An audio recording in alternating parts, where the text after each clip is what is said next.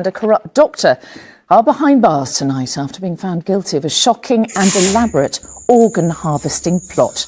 Ikekwere Mmadu and his wife Beatrice trafficked a vulnerable street trader from Lagos to London with the promise of money. They wanted to take one of his kidneys to transplant into their sick daughter. But when medics at London's Royal Free Hospital rejected him, the plot began to unravel. Police praised the victim's bravery today in coming forward to help secure the convictions. All three defendants are facing a maximum life sentence under modern slavery laws. Elliot Pitt has more. When this 21-year-old man walked into a Surrey police station last year crying and in distress, it was the start of an investigation into an alleged plot to harvest his organ. That will not be intimidated by any circumstance. Today, Senator Ikekwere Mmadu, a powerful and wealthy politician in Nigeria, has been convicted of conspiring to arrange the travel of a young man with a view to exploiting him for his body part. Found guilty of the same charge this morning was the senator's wife, Beatrice, and a medical middleman they used, Dr. Abina Abeta. This is the first conviction of its kind in the UK. We could not have achieved this without the courage of one person, our victim survivor. I want to commend him for his bravery in speaking out. The Old Bailey heard how the victim, a street trader from Lagos, was offered £7,000 to come to the UK and promised a new life here. But the real plan, the jury was told, was that he would donate his kidney to the Ikekwere Mmadu's daughter Sonia, seen here at the front, who has a serious kidney condition. It's not illegal to donate a kidney, but it becomes criminal if there is a reward of money. They were pictured together before the proposed operation. He can't be identified for legal reasons.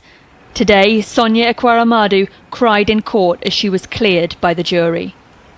The alleged plan hit problems when the Ikekwere Mmadus took the 21-year-old to start the transplant process. The court heard how the victim came to this London hospital and that he didn't understand why he'd been brought to the UK until he met a doctor here.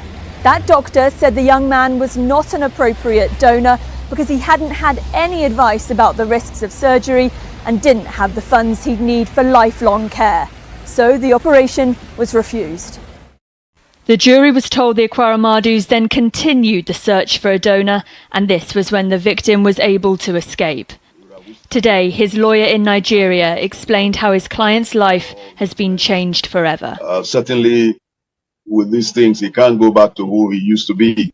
He can't come to Nigeria freely, obviously. He cannot walk the streets of Nigeria. The cheerful part is that he's excited that he was able to stand up for himself. And this decision to do that and seek help from the police has now created a historic legal precedent.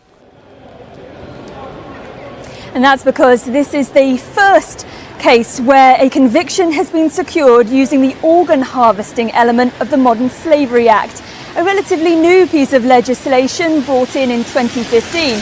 But prosecutors have been criticised for the lack of convictions they've secured under it. Ikekwere Mmadu, Beatrice Ikekwere Mmadu and Abina Abeta will be sentenced on the 5th of May.